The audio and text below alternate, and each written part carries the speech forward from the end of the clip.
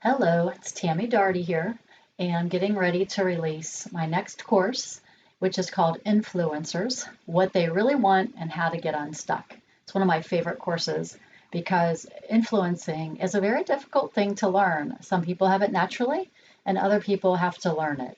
And so, if you want to get anything done, you have to be able to influence others to agree with you. So, what I love about this course, it's a five-part series again, like my other course that I released a little bit earlier this year. And I love it because it really gets into the nitty-gritty of the different types of influencers, the different styles of influencing, how to dive deep into stakeholder analysis, and how to understand who your influencers truly are, how you can be a better influencer, and what are the most effective influencing techniques. So I really hope you enjoy this, and I hope you'll give me feedback on the course. Is it relevant for you or not? What it would make it more relevant? And I'm really excited to be sharing it. So I hope you enjoy. Influencing. Well, it's how we get stuff done. If you think of anything that you wanted to ever accomplish, you had to convince someone that it was a good idea. That is what this course is about. Influencers, what they really want, and how do you get unstuck. Think about anything that you've ever tried to accomplish, whether it's in your job and selling an idea to your manager, convincing your peers that this is a good idea, or maybe you're part of a project and you're trying to move that project forward, but you keep getting stuck. People need to agree that this idea is good and that they buy into it and that they move it along forward. Or maybe you're a small business owner who is trying to get more support for your small business and you're trying to move your business forward faster. That all takes influencing skills. The good news is that influencing is something that you can learn. It is a teachable and learnable skill set. I am very excited about this course because I do believe that a lot of people have wonderful ideas. They have a lot of good things to give, and they just need a little bit of a push to understand how do you influence others, and then how do you find people that are good influencers that if they bought in, they could influence many, and that your idea could go even further. I'm Tammy Darty, and this is my course. So we're going to start out today with this course going over the learning objectives for the day. So we're going to talk about what is a stakeholder and what are the different types of stakeholder and why do stakeholders matter. We'll also talk about how to discover if they're an influencer or not and what is important about those two sets of skills. Next, we're going to talk about how do you categorize stakeholders so that you can understand them better and learn how to engage them in a very prescriptive way so that it is planned and it's not haphazard or accidental. Then we're going to talk about influencing skills yourself to understand what are the most powerful influencing approaches that you can have and what are those that are most effective and those that are not effective at all. You'd be surprised. Then we're going to talk about trust because trust is the foundation of all relationships. And if you really want to build trust with influencers, then you need to start at the level of the trust factor. The trust factor goes a long way. Then last, we're going to close with how to deal with resistance because there are those who resist new ideas and those that are supportive of them. And people resist for different reasons, so we'll talk about that too. So let's get started. So we're going to get started. We're going to take a look here at the 4 buckets of content we have. If we look at the day, it's going to be our stakeholder types and tools. And we're going to talk about influencing types and tools. We're going to talk about resistance and trust builders. So all of those learning objectives really roll up to these 4 categories. And we're going to start out with identifying a stakeholder. So how do we position influencers in this course, and what does a stakeholder have to do with anything? Well, we start off with stakeholders because it's the process of figuring out who your influencers are and uncovering the people who are interested in what you have going on, whether it's a project that you're trying to move forward or you're a small business and you're networking so that you can get more support for your business. Maybe you're just an individual contributor trying to do a good job and you have a great idea and you want to convince your boss and your peers that this is something you'd like to do. So let's start off with, what is a stakeholder? A stakeholder is anyone who has any type of stake in a business endeavor, and they are usually impacted by the outcome.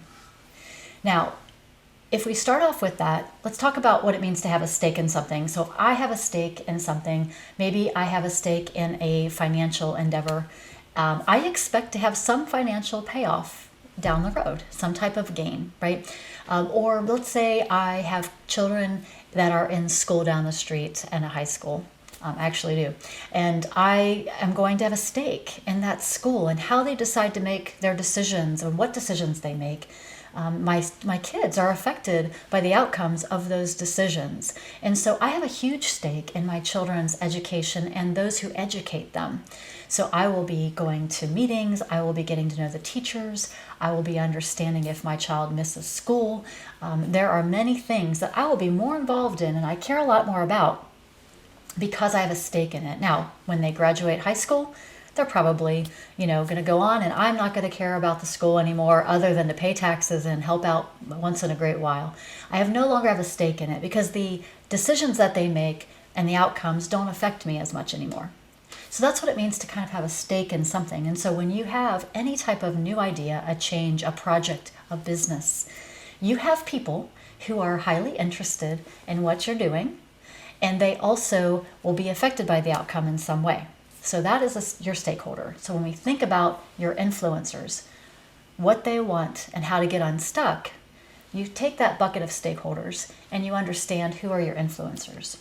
So this is an important statement. So most influencers are stakeholders, but not all stakeholders are influencers. So that's really important to understand because this course is about identifying quickly kind of who your stakeholders are, but more importantly, who are the influential ones?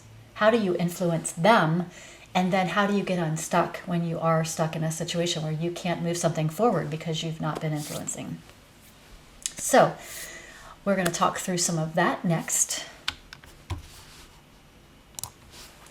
So who are your stakeholders? Well, when you're identifying them, you want to be very strategic. There are two mistakes that people make when identifying stakeholders. One is that they don't identify the right ones, so who has a high interest and who's highly influential, and or they're going to identify way too many, and they're not going to be able to engage them right because there's just too many. I remember I was on a project and we were identifying stakeholders together throughout their organization, and they had over, no joke, 175 stakeholders that they felt were so important that they had to manage 175 of them, but they thought that any one of those 175 could kill their project. And so the reality was they couldn't really manage all of them well, and manage isn't the right word. It's probably engage, right? You don't really manage stakeholders, but you do have to engage them, and you have to engage them regularly depending on what type of stakeholder they are. So those are the two biggest risks. So one, you want to be strategic in who you identify. We're going to talk about how to do that, and then be realistic about how many you can really engage with. And the ones that you are actively engaging on an ongoing basis are going to be your influencers. And third, don't forget that every stakeholder has an agenda, a personal agenda, and that's not a bad thing. It is just what it is. And so you have to kind of get underneath that, because a lot of times when you get stuck and you can't move something forward, you may not be addressing some of those personal agenda items that some stakeholders and influencers have. And then you always want to have a plan for ongoing engagement. So that's where we're going to talk about in the first half of this course, is getting that plan together, understanding how to recognize.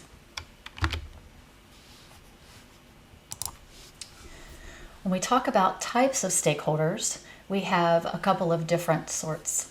On the left side of the screen, you're going to see stakeholders that are really, they're driven around initiatives for businesses, business ideas. And on the right, we're going to talk about small businesses and individual business owners. So if you are at a corporation or a mid-sized company, you're involved in projects, you're affected by a project. There's always projects going on nowadays with companies upgrading, updating, getting better, faster, quicker. Then you're going to really want to take a look at stakeholders that are executives, that are in the organization who are impacted by whatever change you're making. Also those senior leaders who have teams that are impacted.